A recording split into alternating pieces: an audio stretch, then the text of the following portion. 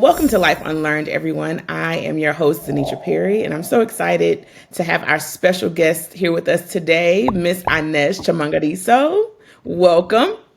Thank you. Hello, everyone.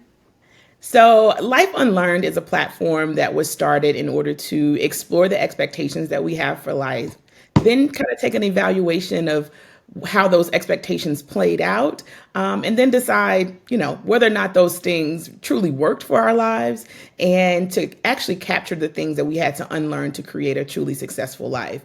So, Inez, your topic today is accepting that it won't be pretty. now, Honey. now, that's a topic that I think hits home with everyone. But before we dive deep into that, let's kick things off with this first question. Fill in the blank for me. When I think about my life, I used to think. When I think about my life, I used to think that life not going as planned equaled failure. Wow. Okay. And so tell us a little bit more about the evolution. What do you now think? And what kind of helped you unlearn that expectation for life? So I now know um that if that life going like not life not going as planned really is just life, right?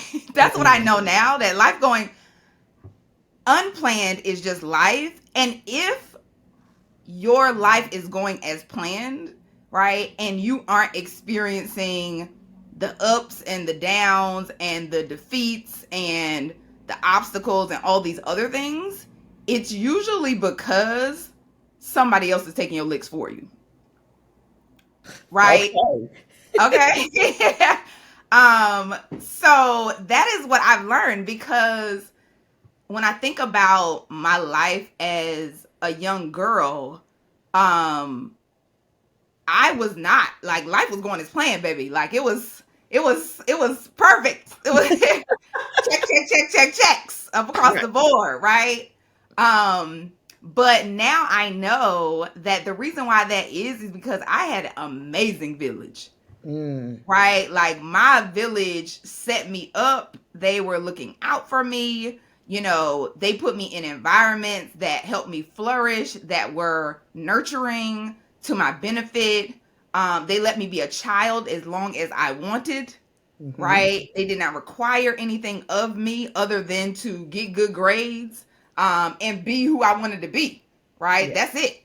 And all they did was provide me the funds and the resources and all the things that I needed. Um, but it wasn't until I hit what I could consider real life that I realized that how much of a cushioned childhood I had, Mm, right? It was almost like I encountered obstacles that my friends had already encountered, right? mhm. Like when I talked about some of the things that I was encountering in college, or the revelations I was having in college, or even in grad school, or even in my life now as a businesswoman, what I realized was like they were experiencing these things out the gate because it was just a part of life. Yeah. And the reason why I had such a shift when I became a real adult in feeling like I was failing was because up until that point I had not really experienced life. Yeah. Let's talk a little bit about what a pretty childhood looks like, right? Because you mentioned your village and how they set you up for success. They allowed you to stay a child, and at the time, you don't realize that this is cushion. You don't realize that this is pretty, and it can kind of create a false expectations that things will always be pretty. We'll kind of get to what some of those licks that you eventually had to take, but now that you have the awareness that you had a cushioned life, what are some of those things that stand out to you now, that made you realize just how cushioned your life was? Some specific examples. What were you able to experience? What were you able to do in that Um, cushioned life? so one of the things that I realized was my mother had me at 17. right?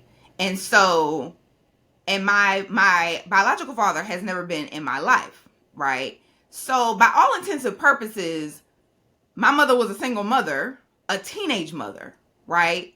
Um, Now, when you think about the life of a child that has a teenage single mother, it looks like struggle, right? Usually it looks like struggle. Like, it looks like government assistance. It looks like moving place to place, you know.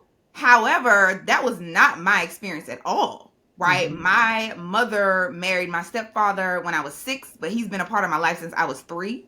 So I've always had, a father figure in my life.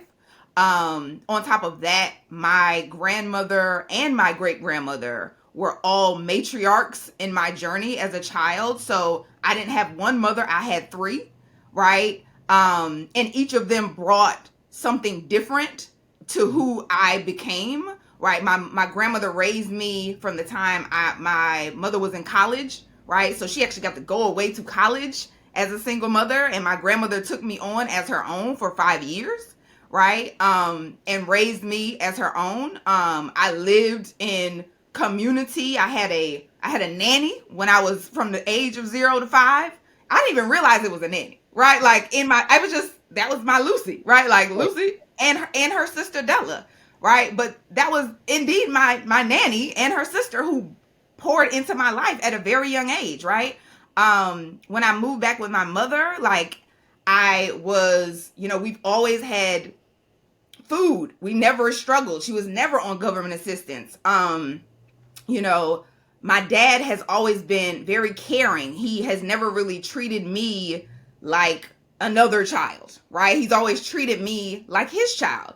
Um, I'll say I always, any of the things I wanted to do, I could do. So I cheered, I danced, I ran track, right? I entered beauty pageants, I traveled, right? Like anything I wanted to do, I was given the resources to do. It wasn't really like, no, we can't do that because whatever the reasons were, right? And so as an adult who is now a mother of 2, who is married, right?